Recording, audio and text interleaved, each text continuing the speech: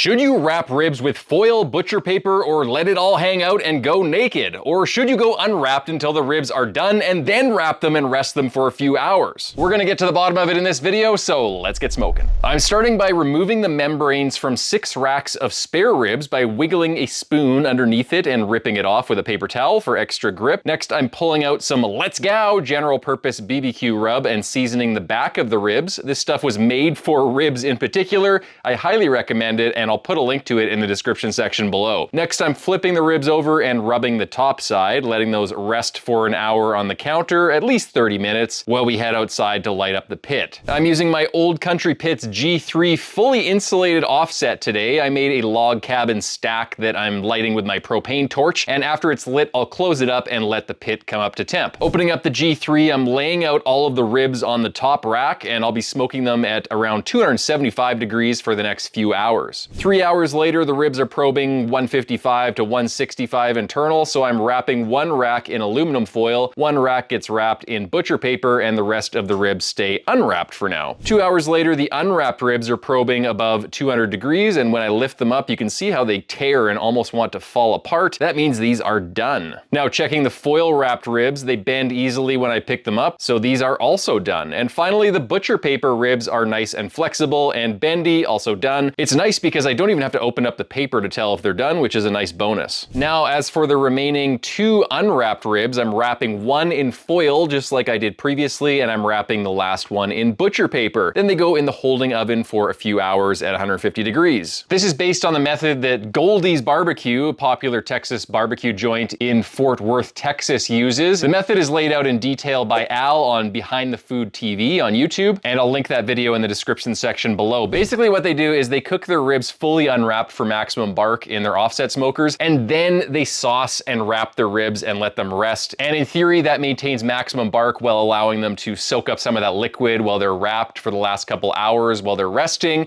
and they become super juicy again. Now, unfortunately, I have to keep things consistent so we can compare them to the other ribs that we're making in this video, so I'm not gonna sauce them, which is actually a key step, but we will find out whether just wrapping them alone and then resting them has any impact. Theoretically, it could, because the ribs continue to steam as they're in the foil or the butcher paper, and they could reabsorb some of that steam, and resting just helps meat in general become more juicy. So we'll find out if the wrap then rest just by itself with no added sauce actually does anything. All right, first up is the naked ribs. Ooh, ah, ee, ooh. They look pretty good, nice and barky. They're dark for sure. Let's just cut a nice double rib out here. Whew. You know what? I'm just cutting into this, and guys, it's already feeling a little bit dry. I don't know about this one. Let's take a look at it. It's still got some moisture to it.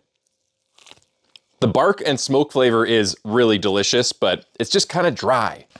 Just gonna cut these up.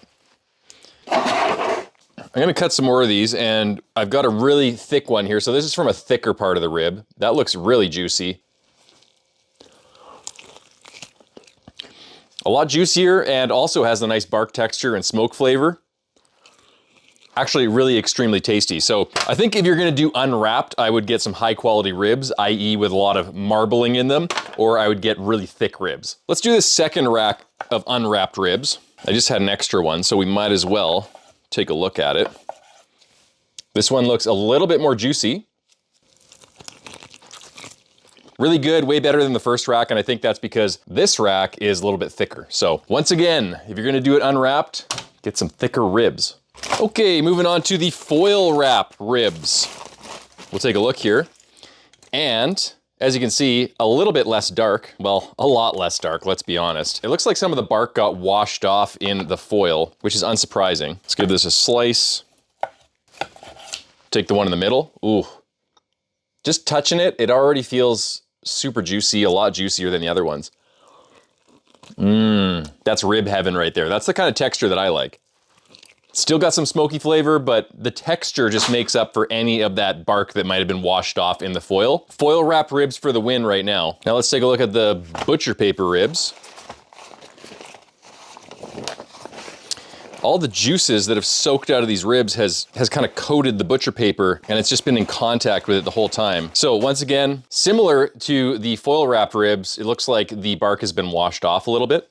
One thing I did like about the butcher paper is that it was kind of floppy and not rigid like the foil, so I could kind of bend the butcher paper wrapped ribs and see if they were done, which is nice when you're constantly checking to see whether your ribs are done, and you're cooking a lot of them. Okay, let's take a look at this.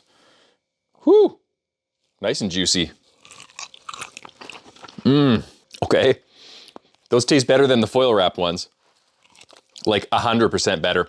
I don't know if it's just the quality of the rib. Maybe this one had a little bit more intramuscular marbling. Maybe it is just a little bit thicker. You can already tell that there's a little bit more fat up here than the last rack of ribs we had. That could be contributing to it.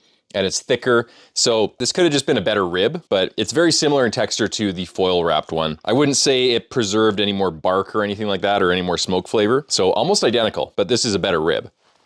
And just tasting it, I think that some of the rub might have got washed off in the butcher paper and mixed in with all the juices. And then when I flipped the rib upside down, all of those sugary, salty juices coated the entire rib again. So I think that might be adding some flavor as well. Okay, now we're gonna wait another few hours to test the ribs that are currently in the holding oven. All right, guys, it's been a few hours and whew, that's steamy.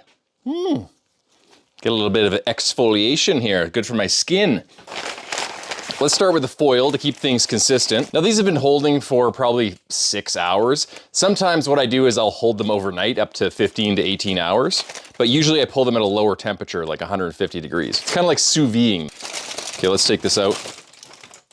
It's looking good. It's looking a little bit more shiny and juicy than the other ones that we did unwrapped. There's not much juice in there. Now, usually what happens when I wrap these and hold them overnight is I'll add some ghee, some clarified butter. And other people that do a similar method, like I think Goldie's does this, they fully cook their ribs naked in the smoker and then they sauce the ribs and then they hold them for a few hours before service. So let's cut these. All right, let's take a big old thick one. Still looking a little bit dry. It's good. It is better than the naked ribs that we ate right away.